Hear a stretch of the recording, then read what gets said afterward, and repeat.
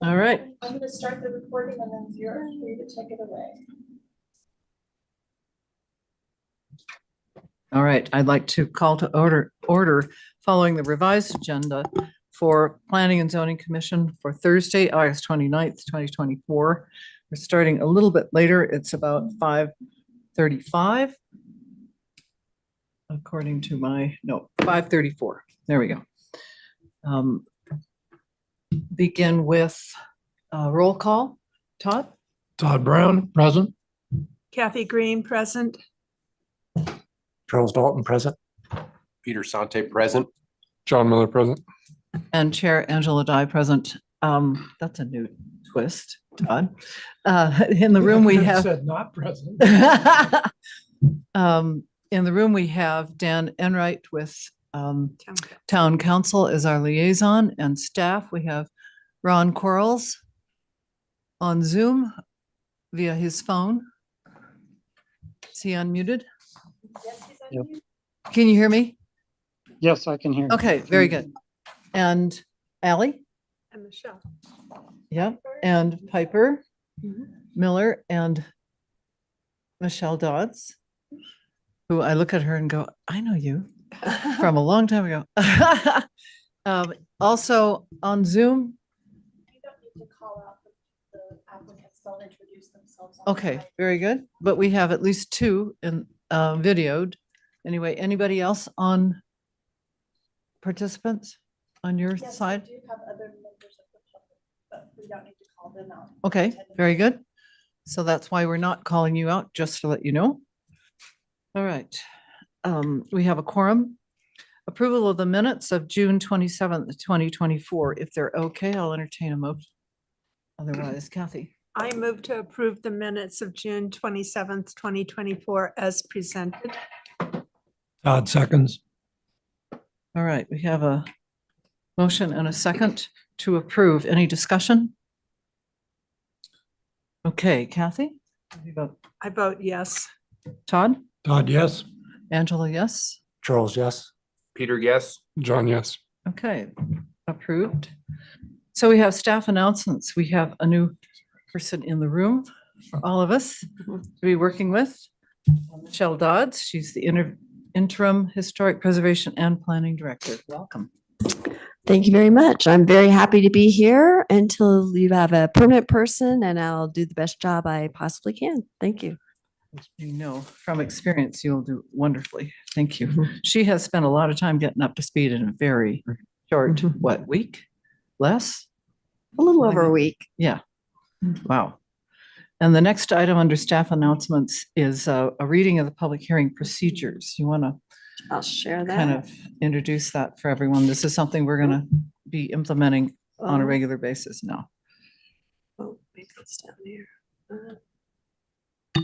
Oh, there we go. Oh, share. Okay. Hopefully that works. Yay. Yay. And so this is something we're hoping to do for this meeting and future meetings is for the benefit of everyone participating is just a reminder, step through the procedures for the meeting, and our chair will read that. Yes. And it occurs to me that this is, when Michelle gave this to me, I thought it was an excellent idea because a lot of folks who are on Zoom don't understand where we are on the various public hearing processes. And this is a good overview for everyone's benefit, and it probably will remind us as well occasionally. So this is the public hearing procedure. The P&Z chairperson will introduce the project. Staff will give a presentation and answer P&Z's questions. The applicant will give a presentation and answer P&Z's questions. That's 30 minutes or less. The public is invited to then make comments on this specific item. 3 minutes or less per person. And to my knowledge, we haven't limited at any time I've been here how many people can speak, but we always urge them to be succinct. And if someone else has mentioned something before them to please be succinct and say, I agree with that person. If there's only to have something new to contribute. Dialogue between the public applicants and P and Z members is not permitted. So then the applicant will take public comment and address if they want any comments made by the public. We usually term that a rebuttal. Then public comment ends. The hearing is closed at that point. Is that not correct, Michelle? After Yes. public comment, we close the hearing. That's important because then we, P and Z will go to deliberations. And then from there, we will vote. Unless there's some new information that is presented, then we will go back through this process and reopen the public hearing and go through all of these steps again. So that's my understanding. Is that correct, Ally? If there is new information Yes. presented, yes. Right. Mhm. Right. Okay. Thank you for your patience in that. I'll try to read it quick but succinctly every time. But I think that's probably a good reminder. So we know we have some public online. Is there any public on non-agenda items? If there is, please use the raise your hand function on Zoom so that we know that you want to speak and who you are. I see none. Okay, very good. And I see that Zoe, our town manager, has joined us as well. Hi, everyone. Hi, Okay. Zoe. Hi, Zoe. So we'll move to item 5, the public hearing items. We have one item tonight. And that is, I'll go ahead and start to read that. I believe we have 2 applicants in the room. Is that correct? Or on Zoom? Are you both here for that? There's more. There's 3? more. Okay, very good. Project title is the Telluride Hotel and Residences PUD and Subdivision Extension Request. It's a consideration of 1, an extension to the preliminary large-scale subdivision approval pursuant to Land Use Code Section 6-404.h. And number 2, an extension of a preliminary large-scale planned unit development, or PUD as we term it, approval pursuant to Land Use Code Section 6-309.g. Legal description is lots 100A, 102A, 104A, 106A, 108A, 110A, 112A, 114A, 116A, and 118A, Block 12, Town of Telluride. The address is 300 East Colorado Avenue. Zone district is commercial. The owner is Town Park Partners LLC. The applicant, Dovid, is that correct? David. David. David Sorry. Spector, Town Park Partners LLC. Staff member is Ron Quarles, interim senior planner. So I will begin by asking Ron to give your presentation on staff's behalf. Thank you, Chair. Can you hear me? Yes, Yes. Okay. It looks like under my face is the name John Tuckman. I'm not sure what's going on. Maybe it's just my phone. we see Anyway, Ron Quarles. It's okay. okay, good. We recognize- This is an application to request an extension of the PUD and subdivision approvals that were granted to the Telluride Hotel and Residences. 50-room hotel granted with the PUD with 5 affordable housing units and some residential condominiums on a lot of approximately 33,908 square feet. The subdivision or the PUD variations, when this went through the process back in 2016, was to extend the height or allow the extension of the height up to 40 feet, increase the floor area ratio to 2:1, increase the residential uses that are allowed from the 35% limitation to 39%, and to allow for the lot size to be the 33,000 square feet. Otherwise, it would have been limited to 11,750 square feet. Some of the public benefits that were provided, the affordable affordable housing as a part of the mitigation. However, one of the primary public purposes that was identified at that time was the short-term accommodations that would be provided for the town of Telluride. There's also a $50,000 cash bond contribution for the river trail improvements. It's a part of this approval. You've seen this before. This has had 7 previous extensions. At the last meeting, September 27, the last meeting in November, you extended the approval to September 27, 2025. The request was granted, subject to a limitation that wouldn't allow any additional extensions. So by the nature of this application tonight, you are approving a waiver to that original condition to grant an extension. Staff did include conditions that include the provision of the same deadline or same expiration date as HARC, which would be September 27, 2025. They did approve the extension at their meeting last week to this date, with a condition that it would expire September 27, 2024, if P&Z did not grant approval of this extension.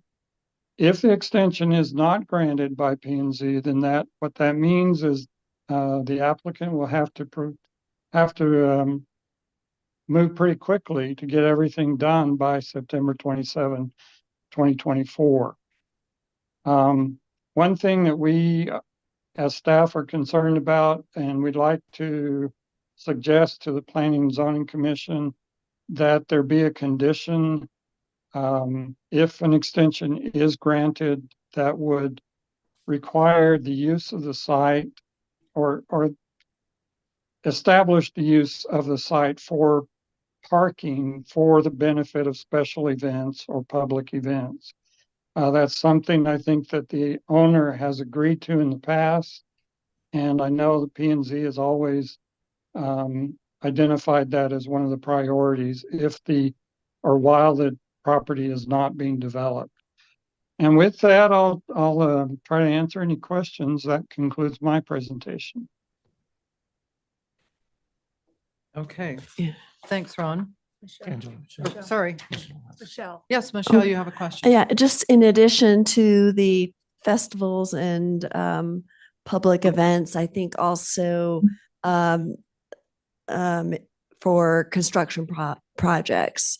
So I think the city has sometimes used the site for that purpose. So it would, if you're so inclined to add that, I would say for town uses that include things like festivals and public events, and also for construction Staging? staging. Yes. Okay. That would be until that date in September. Well, until they break ground. Right. Well, this extension goes to 2025. So it's not limited to them, that you're saying. It's based on breaking ground, which could be earlier. I think it would mean when they're ready for construction. Okay.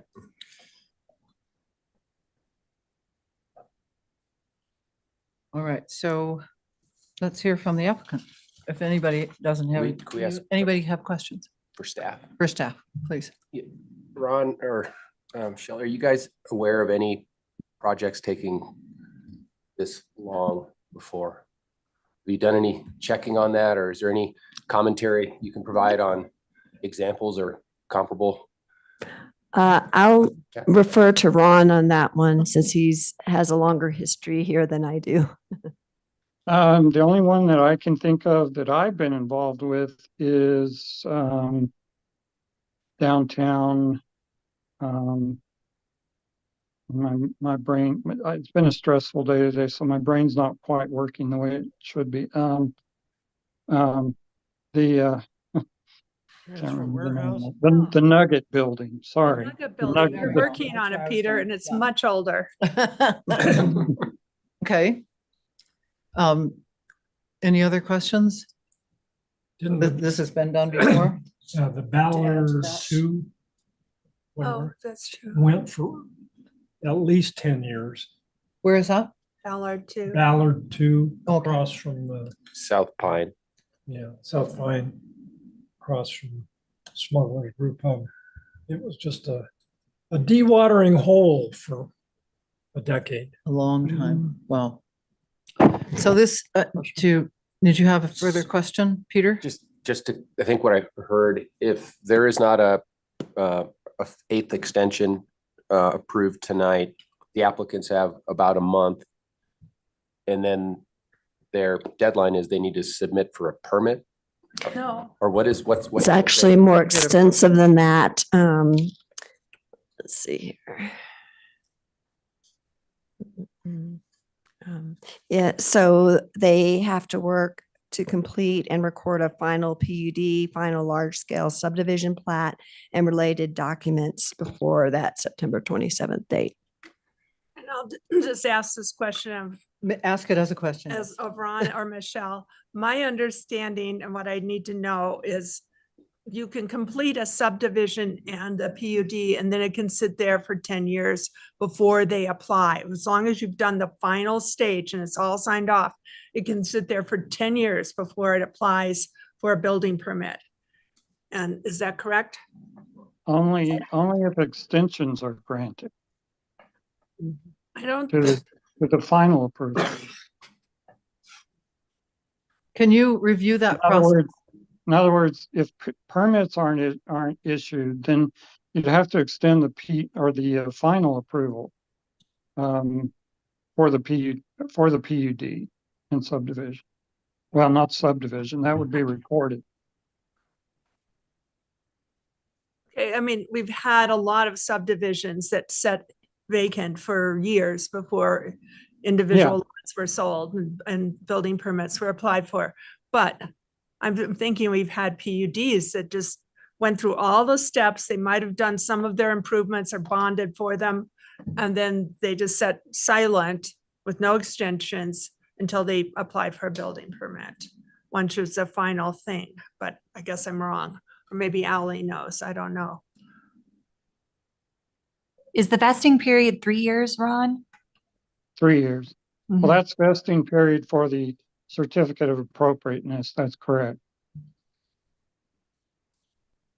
But I don't have access to my code, but there is a period or a expiration date between the time the plat is, the PUD is approved and the first building permit is issued.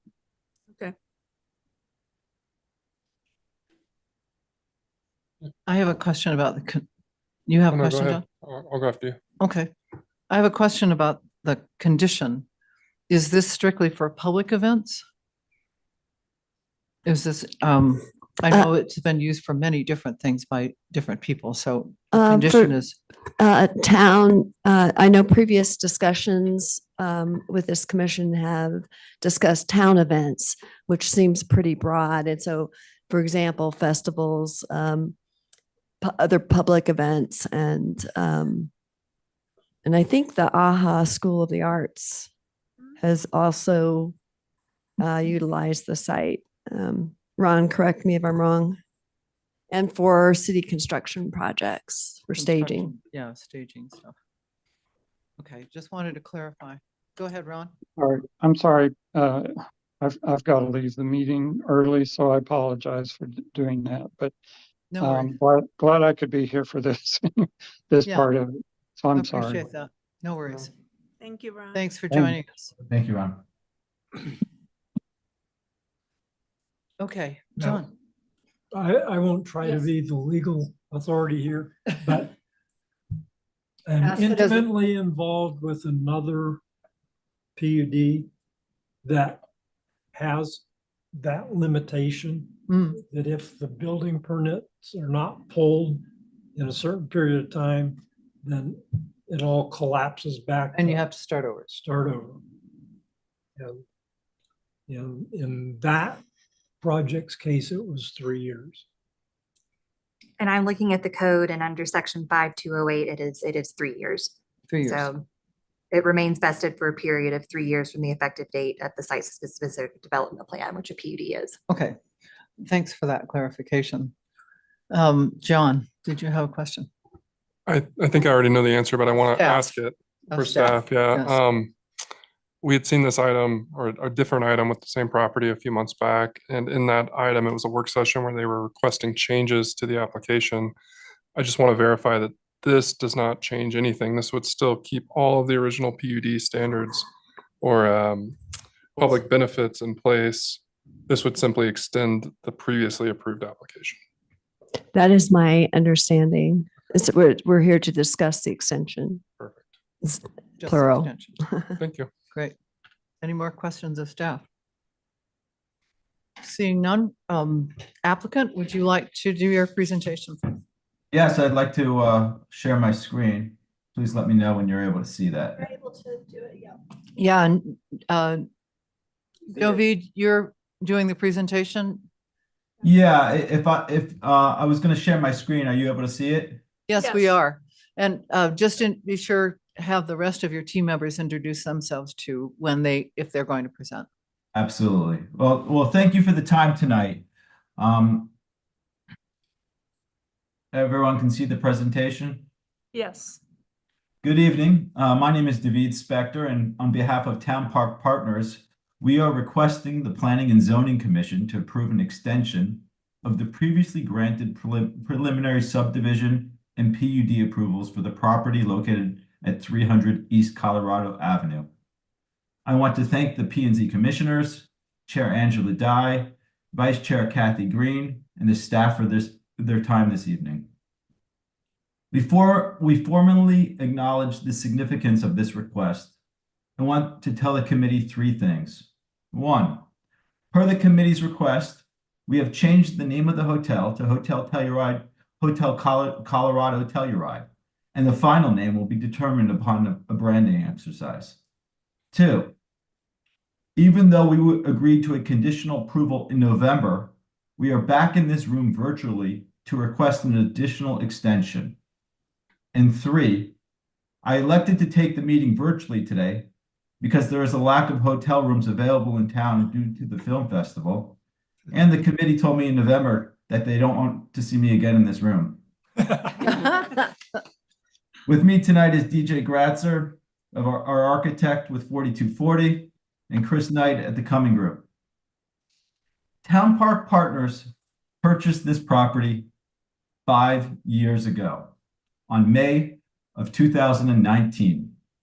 The site was previously known as the Ajax Hotel, which started the PUD back in June of 2014. Since that time, we had navigated through a storm of events such as COVID, supply chain issues, finding qualified general contractors and subs to execute a project of this size, high inflation driving up soft and all hard costs, an interest rate environment that is at its highest in 2 decades, and redesigning a foundation to tackle a challenging site with difficult groundwater. Realistically, we were not able to implement the PUD and significantly advance the construction design work until we had park approval 3 years ago this time. With all the challenges, we still want to develop the project. At this time, there are shifting economic and market headwinds that will allow us to advance the development. Those are a Federal Reserve statement last week, Friday, that has indicated that after more than a year of holding interest rates at the highest level in more than 2 decades, the Fed has changed its stance and plans to cut rates in September. 2, price stability for purchasing goods and services. And 3, we now have a qualified team that understands the challenges and can execute within the timeframe requested for an extension. Ownership has spent upwards of $20 million on this project. Since purchasing the project 5 years ago, the total hard costs have increased from approximately $46 million to a budget north of $125 million. What are the benefits of this development? Our calculation of the development's 10-year tax benefit are approximately $60 million. The estimate is from an increase in real estate taxes from the lot, which we are currently paying $200 a year, to over $800,000 when the site is fully built. Real estate transfer taxes from the condos of $3 million, and stabilized annual taxes from the hotel revenues and amenities such as the restaurant and spa of $3 million plus a year. And additionally, when the hotel is sold, revenues from real estate transfer taxes of $4+ million. All of those over a 10-year period amount to approximately $60 million of tax benefits. Why do we need the extension? There's a substantial amount of water that will be dewatered from the site. The proposed dewatering system and excavation has added a significant cost to the project, and additional tests need to be conducted to verify the design means and methods to dewater the site. At this time, due to a delay in March with the groundwater pump test, we were unable to complete the construction documents and finalize the budget before September 27th, 2024. Day one of the extension, we will schedule the groundwater pump test that will allow us to verify the seasonal groundwater under the site. The various consultants will then use that data to verify if the foundation building can be built and designed and approved by HARC. We are here tonight to answer questions, to discuss next steps. In closing, the risks of uncontrollable inflation have diminished, and we are finally able to price the project based on practical market conditions. We ask this commission to take into consideration our request tonight based on ongoing support for the community, the significant capital that we have spent, parking that has been provided for public events and to the town, commitment to move the development forward, and an increase in on-site affordable housing units that will be provided to meet today's mitigation requirements. Let's work together to move the project forward and to finish the bookends of town on Colorado Ave. With that said, we'd like to open our presentation for questions from the committee. All right, Todd will go first. When did the current foundation plan get designed? Can you remind us of that, please? Yeah, sure. The architect can speak in more detail about, but those things were progressed significantly once we got HARC approval and redone and refined over the past 2 years. As a reminder, if you look at the time key approvals here, in August of last summer, we amended we submitted a revised set of plans to HARC to fully expand the basement, which allowed us to really fundamentally change the design of the building and enhance the waterproofing. Okay, thank you. I've got a minor in geology, and to my knowledge, groundwater conditions in this valley have not changed significantly in the last 20 million years or so. So why didn't you do this groundwater test last year instead of coming back now for another extension? So the short answer is we've been doing those tests ongoing since we purchased the property. If you walk on site, you'll see these wells. There's small pipes throughout the site, and we've done and continue to do those tests periodically. The problem that we've incurred is in hiring a GC in November, in December. We did that right after we got the extension in November, is that the dewatering plan and the cost have significantly increased. In fact, the reality is it's gone from $5 million to $15 million. And without knowing the actual seasonal groundwater for that site, when we're supposed to dewater, which is the timeframe starting August 15th, we can't finalize our budget. I can't have a delta of $15 million. It just doesn't work. So the delay is not for water testing, but it's budgeting. Is that correct? No, that's not correct. It's for both. It's we need to be able to do the dewater groundwater pump test to verify that the costs are actually attainable.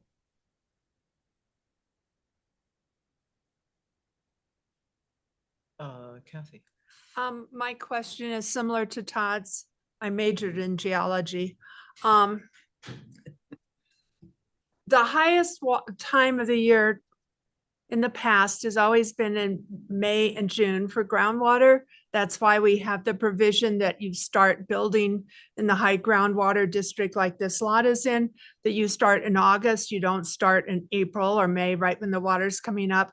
So I'm concerned that you can't do a really good test until next May or June. And then where are we? We're going to another 1 year wait while you figure it all out. Is that a question? And so my question is, how are you mitigating? I mean, any test you do now is as the groundwater is dropping.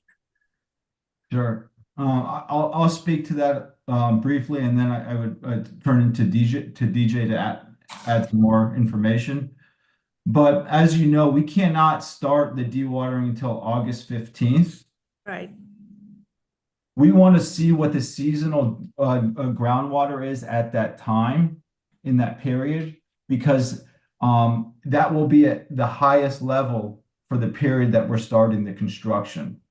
We fundamentally will work to establishing and building a foundation. So by March, at the end of March, when we have to stop dewatering, the building will be stabilized and we are no longer dewatering. So we've mitigated those issues. And have you checked all the data that's available through Town Public Works? Because I think the piezometers on that lot is what the town has used to study water overall in our valley and how to address it in our construction. So have you talked to Karen G or talked to anybody about Public Works about their records on all this water? We have some of the best dewatering consultants that are working on this. And DJ, you want to speak a little bit to that? Sure. I think and I'm an architect, not an expert in dewatering construction or temporary construction, but really what it has come down to is that we've been needed to get additional water testing in order to even confirm that within the town's time frame for dewatering, the construction can be built. And we've been looking at multiple different methods of doing that as it relates to our foundations, and they still need kind of that information to be able to put a real budget to it on the construction side, and that's unfortunately taken a long time here. Okay. Our intent was to do that work in March, and we had a significant delay with the state. We filed the application in March, and then the Colorado Department of Public Health and Environment did not get back to us till after about mid-June. At that time, we started running out of time to be able to formally complete the construction documents, as we had a September 27th date that was coming, coming due. David, if I may add some support to this. Please. My name is Chris Knight. I'm with Cumming, and I've managed many projects up here in the mountains where we have to deal with water tables, especially. I've also built deep into water tables, and from a design build perspective with regards to the dewatering subcontractor and the shoring contractors, they rely on this additional information, primarily recovery rates in the wells, percolation rates, to help them do their design analysis. And oftentimes when we're at this early stage of pre-construction, they need that information as it exists at the moment in order to complete their design. So I just want to speak to that because it's something that we do on every job. And I am fairly certain that we would be speaking with Public Works regularly on this. So, we understand, how the groundwater works, flows, what the peak season is, what the low season is. But our design build subcontractors are not going to complete their design work until they can confirm that information and incorporate it. So I wanted to support some of the reasoning behind the timing there. Yeah, I mean, the real problem is that if you have a budget that it's estimated based on data that you're given, and then they say, well, the budget can change by $15 million if you have different information, that's too much of a budgetary constraint based on the numbers that we have on the Are you hard done copy. for me? Yep. Can I take that out? No, I gotta keep it in. Any other questions? Right. Yes, Charles. So I guess with each extension, we seem to have a new issue that warrants an additional extension. And I guess I'm just wondering, what kind of assurance can you give us that you're not going to come back in a year from now or 10 months from now and another issue has come up and you ask for another extension? Well, we put together the best team. We have the best design right now that was just approved with HARC in May. We're ready to pace things forward. We are satisfied with the plans. We're satisfied with everything except for the dewatering. So we're ready to move forward. Yes, John. So if you guys are good with the plans and you're ready to move forward, why the hesitation to record the final PUD in the subdivision within the deadline? Sure. I'm just curious, what benefit does the extension provide versus the recordation of those previously approved materials? Because if the pump test comes out with negative data and increases the dewatering by even $5 million more, then we can't move forward on this project. And then we've replatted a property that has 10 lots into a single lot for a mixed-use development that can't be built based on a practical budget. Great, thank you. Peter, or any questions on your behalf? No. So a question for you folks about our previous extensions. I think one was trying to work out an easement with SMPA or someone. Any of those kinds of things resolved, I assume, when you say that the drawings are all good, all those agreements or other issues that have come up along the way? Yes, all of those things have been resolved with SAMPA, and we actually have quotes from them to purchase equipment and progress the project forward.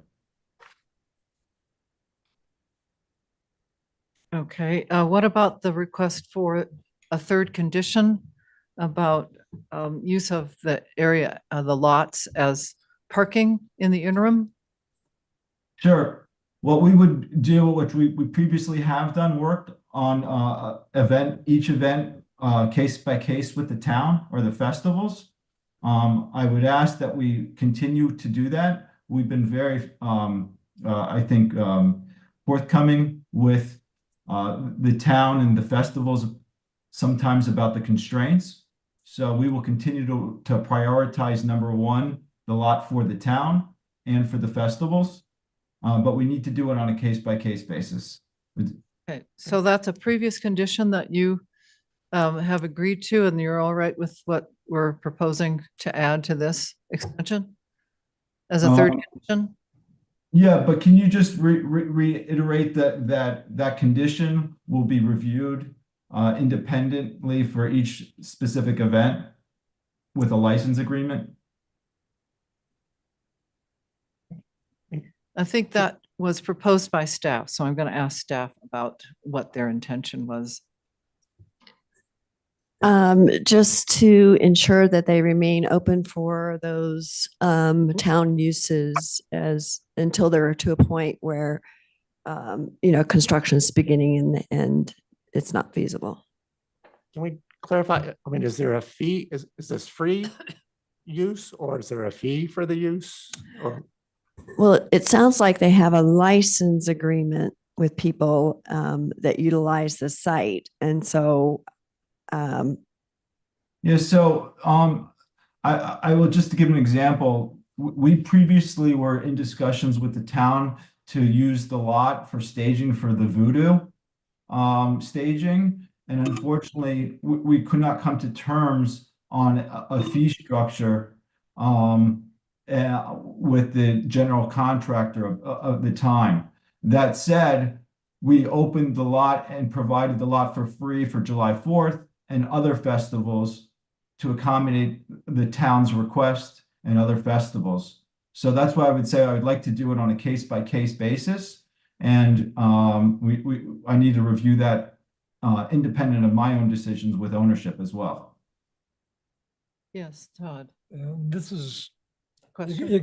it's a question and it goes between staff and the applicant. And that is, if we put this third condition in, who's going to administer it? Who's keeping track of it? Is it the applicant dealing with the festival, for example, and town has no intervention in it? Or is town going to step in to the middle of that? And that's not something that town typically does. So just want to make sure that as we craft this third condition, which we don't have in writing, we're saying the right thing. So I think staff's proposal of this third condition was, the purpose really is to make sure that if the lot's going to sit empty and undeveloped for an even longer period of time, that it be utilized in some capacity when town has the most demand.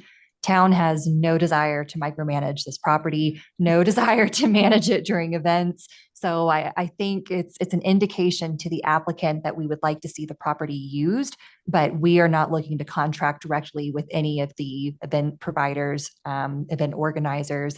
Instead, we would direct them to contact this property owner and contract with them directly should they need additional parking. Which is, even though the Voodoo is a town project, was made through a general contractor to the project and not with the town.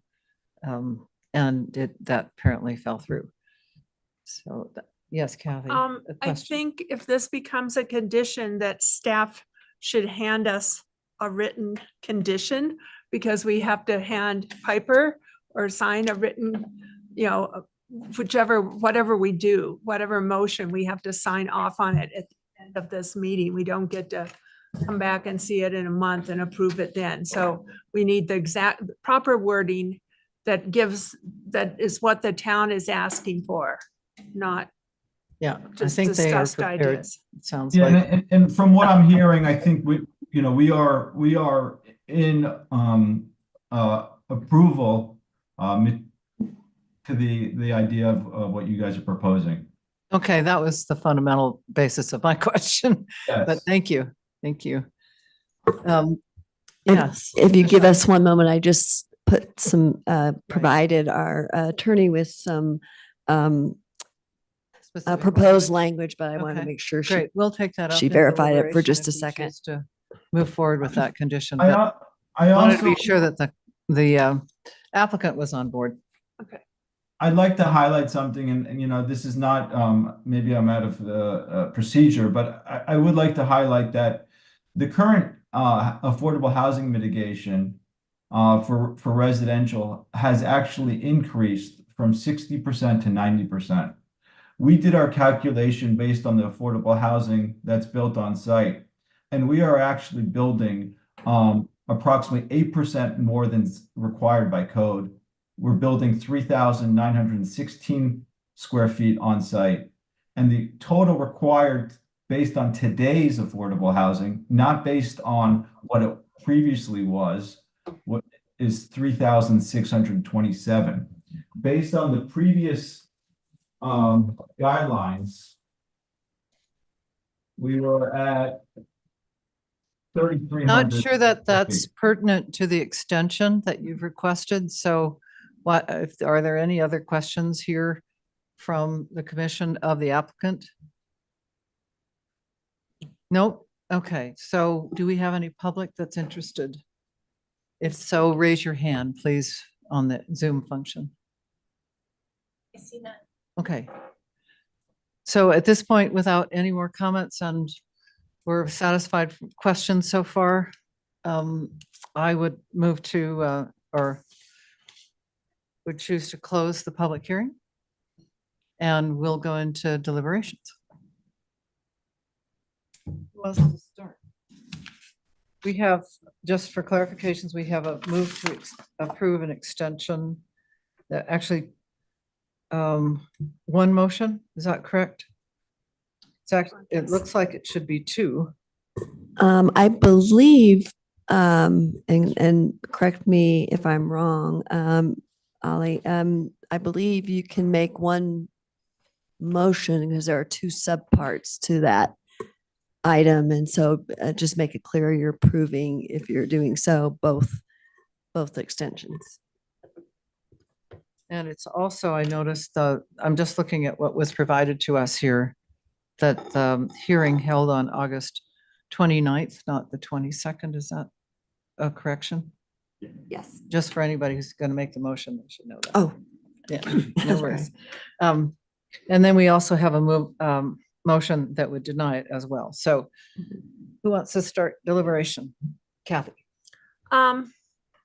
I'm not fond of extensions, though I've given a lot of them. And since I'm not going back to 2014, those were all work sessions. I'm going back to 2016 when the real submittals and approvals started. And we even changed our land use code to redefine the highest height so that you could have 2 elevator towers instead of 1, like our old code would have allowed. And we've done a lot. But I feel very strongly that today our land use code has evolved a lot. We have different PUD benefits. We do have a different employee housing mitigation requirements. I was interested to see your analysis of it. I would love to see a staff analysis of it. We have different parking requirements that are actually probably would diminish your required parking. But I feel very strongly with 8 years of extended approval time that I am not going to support another PUD and subdivision extension. And I feel like you have several next steps. One is to finalize the current PUD and subdivision by September 24th, 2024. I don't know how much that work costs, but you just finalize it. Then you have 3 years to finish up, decide if you want to apply for a building permit. I will note that when you apply for a building permit, is you've met that obligation. When they bother to give it to you, could be many months later. It can take quite a while to get a building permit. Are you speaking as deliberation? Yeah, I'm just saying what I think the options are. I don't expect to, I think I want our board to understand they can come back with a new PUD and subdivision meeting our current land use code requirements. They could develop the lots in such a way that no PUD is needed, and maybe there's a subdivision approval or not. Or so I think there's a lot of options, and I don't feel like extending this PUD or this subdivision. for those reasons, because they have options and because there've been so many changes to our land use code. Anybody else want to weigh in? This is a time for discussion, so. I'll- yes. Yeah, I'm not very convinced by the whole groundwater. Dewatering. We need to do it again because we got a new guy who won't take the old guy's information. But I've seen that happen lots of times. I agree with Kathy that there are a lot of options, and I don't want to spend the rest of my lifetime listening to those options coming to us. I'd like to see this get built. And knowing that those water and foundation experts can be pretty darn persnickety, I'm gonna swallow that groundwater pride and say, I'm in favor of approving this one and no more. So I would not get rid of the no extensions beyond September 2020. 25th. I'm going to move it to next year. Right, And put that back in there. September 27th of 2025, 2025. which is what Hark did. Now, didn't we say that last time though? Yeah. Yeah. So I'm, We did. you know, I'm kind of on the fence. I agree with Kathy. I think we've given a lot of extensions and we told them last time this was no more extensions, and I don't see that. It seems to me the groundwater thing should have been done a long time ago, but I'm not a developer geologist, so I don't know. And if this project doesn't work, I would rather let's admit it doesn't work and let's let someone else start over and let's get something built there and not just let it sit there vacant for years and years and years. But Peter? I'm torn as well. I'm on the fence about this. I could go with the majority, which is easy, but I read through the packet and the last extension was supposed to be the last. I don't know how this could be worded if they're not allowed to submit for any more, like as aside from being told to please not do that.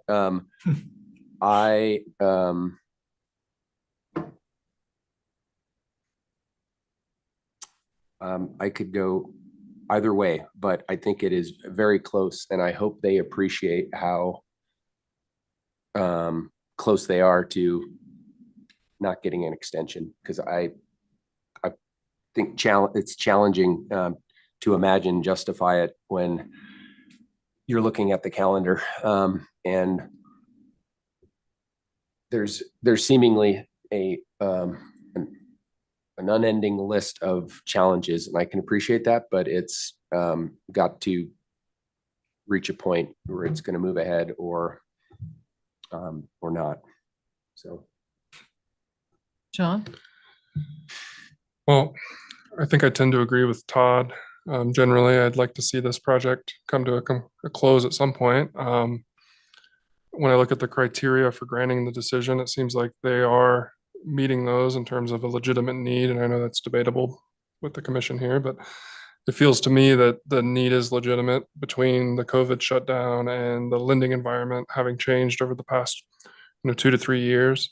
So I think I would generally be in support of extending just one more time. Okay. Yeah, I don't like extensions either, and I'm not satisfied that what they've told us is actually what the reasoning is for this need for an extension. I think it may has to do with basic budget, which of course the dewatering piece might be a part, but we're not privy to that. And that's not necessarily what was presented, and that's not the request. So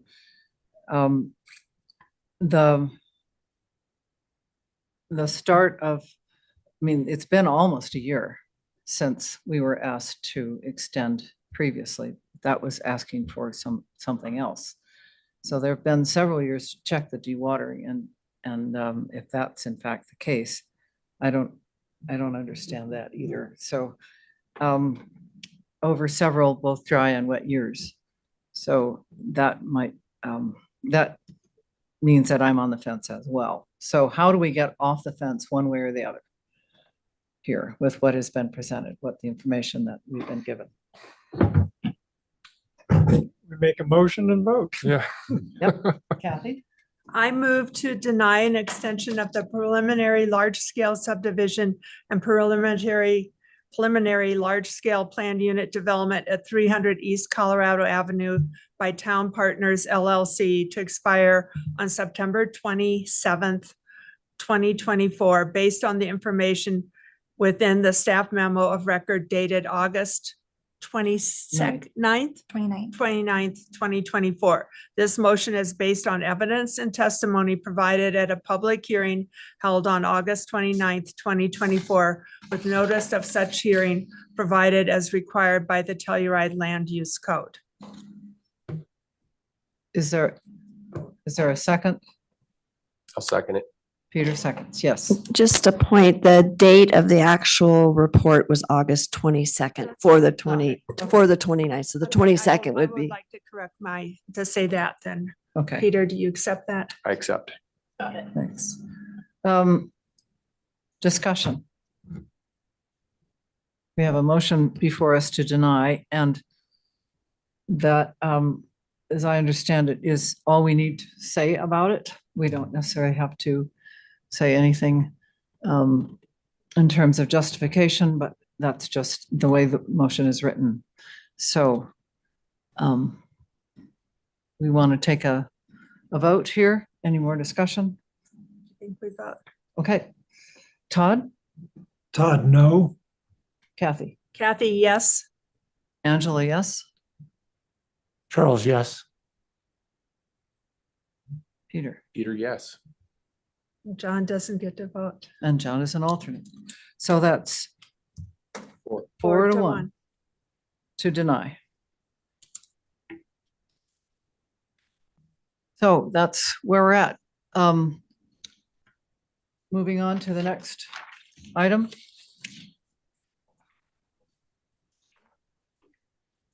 All right, we have board and staff discussion regarding the comprehensive plan interviews.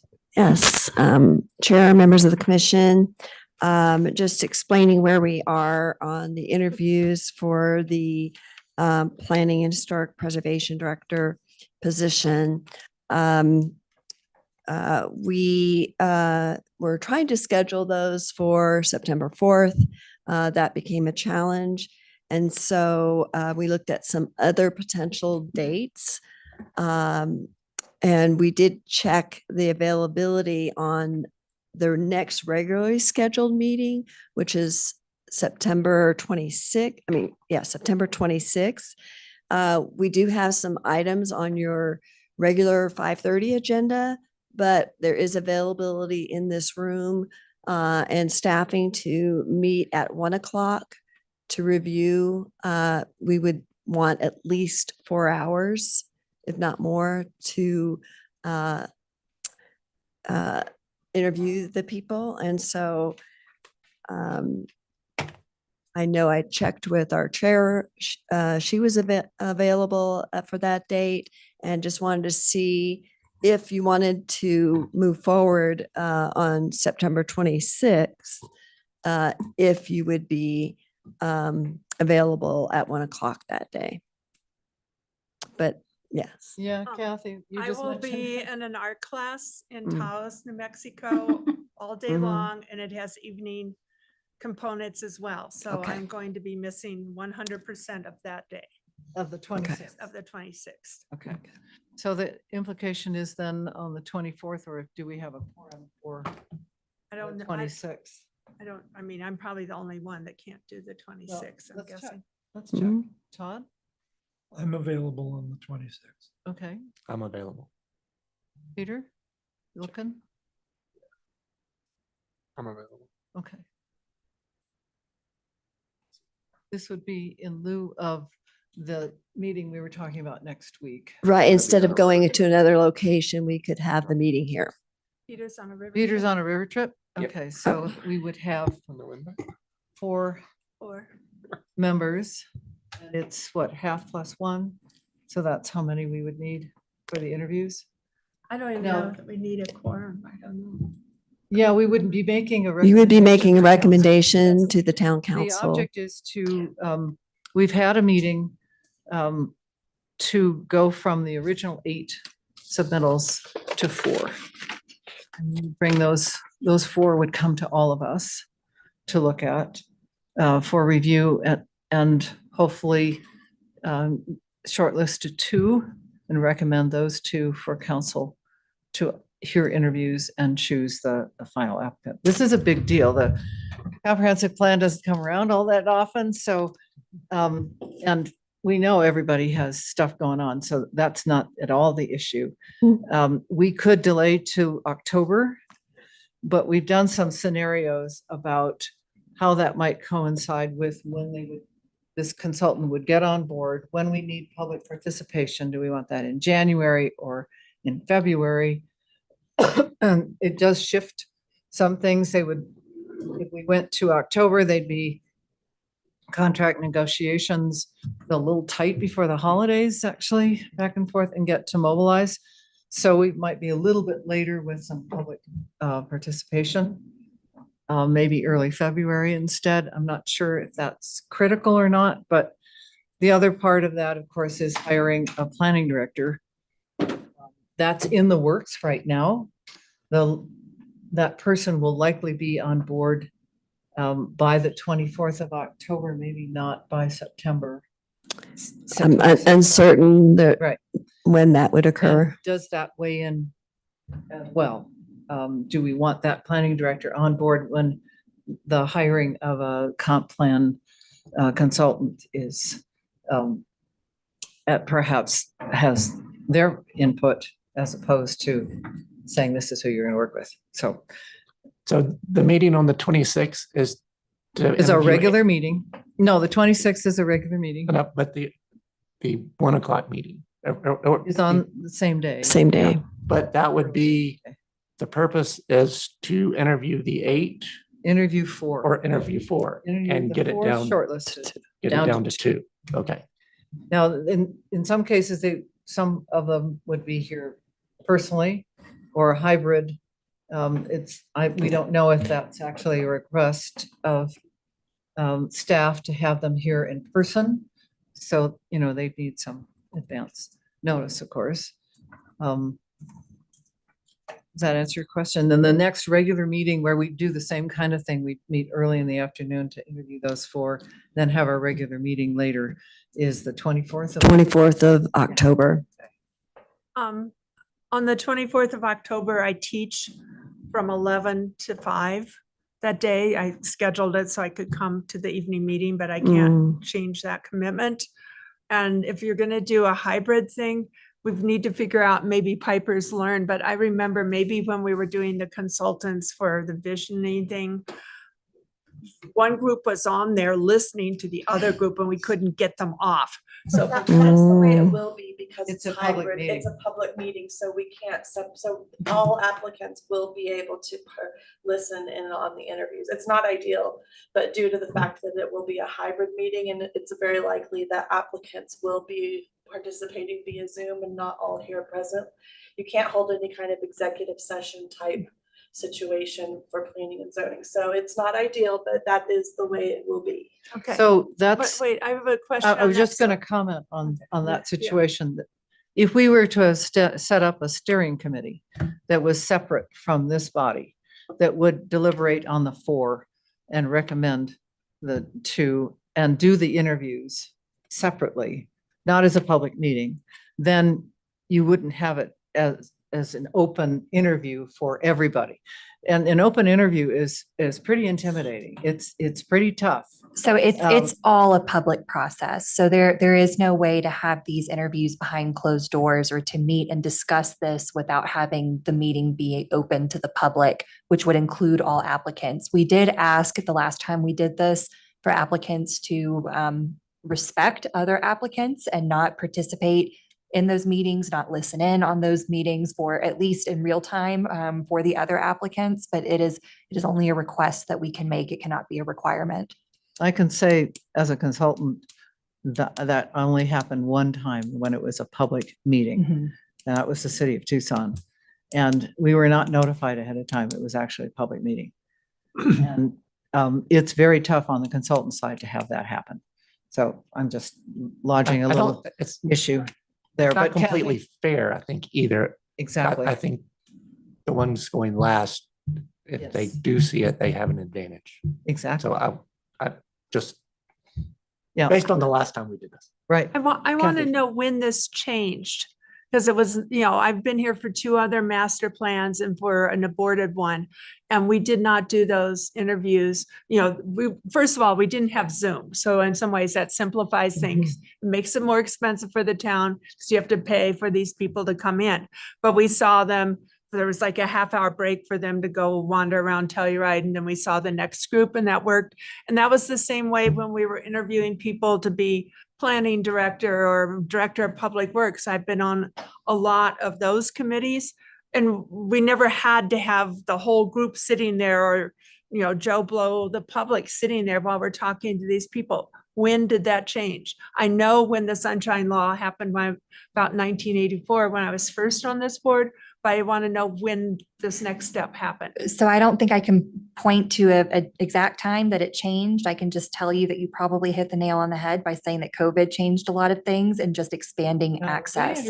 So for instance, there are town council retreats that still happen, which are not public, they're not via Zoom. It's still a public meeting though. We still have to notice it. And if the public wanted to show up and be a part of that retreat, they definitely could be. So there are ways to try and make this process a little more private, but we cannot, at the end of the day, exclude other applicants or the public from participating in those meetings. They are open meetings. The thing is, what Charles is saying that I'm lodging a concern about is that they are fundamentally unfair to the applicants. Yeah. So I don't know how we rectify or mitigate that in some way, but I want to put it out there that they will hear our comments and then everybody else will address those comments and the first guy or woman, consultant has not had a chance to address that in the same way. Dan, did you want to If say the something? applicants presented, one at a time without questions and we held the questions for the end, would that alleviate any of your concerns? That way they're at least presenting and they're kind of saying what they want to do. And then we're asking the same questions essentially to each group after the presentations have all concluded. Charles? I would think if we could, I don't know if you can really require them to be here, but I think if they're here in person, it makes it a more fair thing that we can kind of ask the other ones not to be in the room. I mean, they could still go somewhere and watch, I guess. And we She's saying see. we But- can't. But that seems to, I mean, I think that it's truly, when we went hybrid, that seems to be when it really makes it a bigger problem. Right. So I guess if they were all here in person, I think it would at least mitigate it a little bit. And we're getting away from actually deciding on a date here, but the process is also pretty important as well. So maybe that's something staff can take our concerns about. Having people in person, usually we don't pay to have them come. That's Okay. part of their Oh, okay. proposal. That's what they agreed to. If they're going to be a proposal, that's part of your proposal cost. That's the cost of doing business. So what we want to do though is be fair in that process, but also make sure we don't ask them to come back too many times unnecessarily, which is also maybe an expense that they're not expecting to incur. Make sure that the budget is large enough so that they aren't crimped in terms of billing rates or stuff like that. But anyway. How does everybody else feel? First of all, the point is to figure out which date we can meet. The sooner the So better. we could make it a different date. It wouldn't have to be part of a regular meeting. I think what Michelle was trying to do is make sure that the room was available. And I don't know if you can check room availability, we could make it, I am not, I don't have the access to that calendar. Okay. For the room availability, but staff can. okay, we wanted to Public go, Works Department. yeah, have this go to a doodle poll situation. I Yes, am Catherine. gone or committed to teaching a whole lot of September, October, and the first week of November. So I'm probably going to be a clash with everybody. So you guys figure out a date that works without me. Do you have any availability in earlier in September? For the evenings. I do a big party at my house on the 4th. I wasn't happy about that. And then the next day I go into 8 days of teaching art or setting up and breaking down. And then it's Blues and Brews. And I can happily miss Friday of Blues and Brews to do this, whatever. But other people. But not might me. Other people might not feel that way, yeah. And then I'm, you know, I have an out of town day and then I leave for Taos and then I come back from Taos and I go to Grand Junction and then I start teaching again. So I'm just not here very much.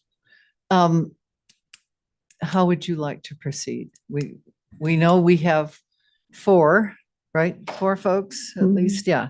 Yes, you're on a- John, Peter, myself, and Todd for the 26th. No, Peter's on a Peter's river not on trip. the- Oh, sorry, not Mhm. Peter, Charles, Mhm. John, Mhm. excuse me, Todd. and Todd. Oh, yeah. Yeah. I'll get it right at some point. But if you want to do a doodle poll, there's a few random days that I could do something, but I have no idea if the room's available or if anybody else is available. Yeah. One thing that the proposal requested, the RFP requested, was involvement by P and Z. So we will have a Yeah. strong role in this. Yeah. So if we can all be there, that would be really great, you know, for this interview process. But if it's not workable, that's the way it goes. I would hesitate to push to October. I mean, if we can't do the 26th, I'd love to just figure out some days that would work and I Yeah, can make myself available. okay. So, how would you like to proceed? Well, it might be good to move forward with September 26th because we know we at least have 4 people. I don't know October 24th. You know, I suppose this isn't something that needs to be decided in a public hearing when the interview dates might occur. So you could, we could say that it's possible that September 26th will work, but if staff can try to coordinate and find a date where it works for more people, we can make that effort depending on room availability. But you know, we do need to reach out to those people who proposed Yes. instead of leaving them in a kind of a Right, limbo. like tomorrow. because they were assuming the Yes, 4th, right? yes, yes. So, you know, I'd say let's go with September 26th. We do need to let them know something tomorrow. So I could also ask, I suppose September 26th is far enough away, whether we can require them to be in person or not. I don't know exactly what I would want to double check the RFP and any communication we might have had to see. Yeah. Right. Yeah. And you know, sounds- this is not an action item. You don't have to take an Will action. the folks who aren't here have a chance to make review and recommendations based on the evaluation sheet and provide that to us? For the, Ooh. our consideration on the 26th. I think it needs to be, I don't know that they We would have can, a quorum. right, regardless. right. But can people provide input if they're not present in the public meeting? Can they make, based on the, I guess, the written applications. Right. So not participate in deliberations in person, But but provide submit an an opinion. evaluation. An opinion. I think that's fine. It would need to become part of the record. Yes, Okay. it would be something just for us to consider if we're amenable. And it's not considered a vote. Mhm. Okay, That's great. all right. Yes, Yeah, and Kathy. Jen, I'm fine that you're doing it on the 26th. The two dates that I have open in September are actually, I think, let's see. No, I can do Tuesday, the 17th or Thursday, the 19th of September, not Could do October. either of those as well. The 17th is town council. So that's So, what I yeah. was guessing, yeah. Mhm. What about the 19th? The 19th is a town council budget meeting and another hearing. Okay, So this room is not available on that day. okay. I'm available before the 25th or the 25th and the rest of the month if there's any other days that present that people like. 12th of September. That's another reason for this delay, of course, is because we're down staff, and the staff that we have, we're very grateful for, and they're getting their feet under them. So we wanted to give them chance to get there.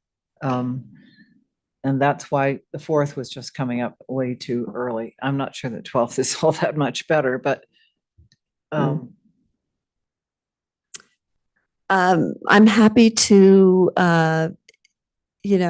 check availability of what I think I'm hearing is September 12th, so that Commissioner Sante could participate. Are others available on September 12th if that worked out? Yes. What I'm looking at is the meetings that are already published Yeah. on the website. very now. good. Thank So- you. But that's not to say that there are not staff meetings or things like that already scheduled in this. And there's no other room like this that would work for us Not anywhere else, right? particularly. Because the electronic, the recording and, The Public Works conference room is much smaller than this, but other meetings are sometimes held there. But it's not ideal. It's just not a set up for room with a large presentation. Conference table. Yeah. So this is the best avenue, this room. Okay, so we've said the 26th is the best option for committed 4 folks. The 19th, we don't know. You'd have, no, the 19th there doesn't work out. doesn't right? work. 17th and Seven- 19th, Right, yeah. no. but the 12th might, depending on what other meetings might be scheduled. Is that, how And does that work s- for everybody? It's great for me. The Thumbs 12th, up. I'm a maybe. I'm traveling that day. I may be able to. Come back in time? rearrange. I Okay, would not be here. I Zoom. may be able to Zoom, okay, depending on, I don't know exactly what my right, travel times are yet. but Yeah, I know I'm Well, traveling that day. I think when we were looking at September 4th, we were going to use the AHA School of the Arts Launchpad. Right, and I don't schedule that room, but Tammy can. Okay. That would be up to whatever their Mhm. availability is on that room. we'd want, Let me- Dan, can you participate? Not on the 17th, obviously, or the 19th. Is that right? Yeah, those dates are out. I would love to participate, but since this is a referral to town council, I will still have another opportunity to weigh Yeah. in then as well. So I think should be a secondary consideration. Okay, good. Yeah, and Just, I'm teaching at AHA on the 12th, starting at Mm. noon. So if you had the meeting there, I can run up and down the stairs between the two things. I can't just abandon. I was Um, thinking the same, that AHA would be a good option. We've done public meetings Mm. there. They're able to be recorded. There's microphones. Okay, we will check and we'll take all the information that we just discussed and we'll check on the availability of the 12th. And we will let everyone know if we have to stick with the September 26th or if we could move it to September 12th. And those who said they could make it, is your availability all day? Mornings are better for me that. day. Morning's better. That's what I Me. thought. Okay, At this point, I'm open all that day. okay. Everybody else, All okay right. with, Just tell me when. okay. Okay, so if you're open on the Very 12th, if you're open on the 12th, Sorry, I'm keep, just keep, going into keep, teaching keep mode. your day open. Okay, Yeah, all right. okay. Did you No, have we're not. anything else? We're not having a meeting on the 4th. The 9 We are That not. that is canceled. That's That correct. is correct. Cancel, yes. I didn't get to listen to that much of town council. I didn't recheck the agenda. Did we have an appeal and what happened? Did. It was sent. So I would encourage you not to discuss that appeal. Yeah. It has been remanded. You will be provided information That's all we forthcoming. wanted to know. Yes. Okay, that's, yeah, all right. We don't know when or anything. Coming back. All right, fine. Okay, anything else, board or staff? Okay, I think we're in a position to adjourn with unanimous consent, with no objections. Sounds great. Thank you, everybody. 6:55. Have a great first meeting, Michelle.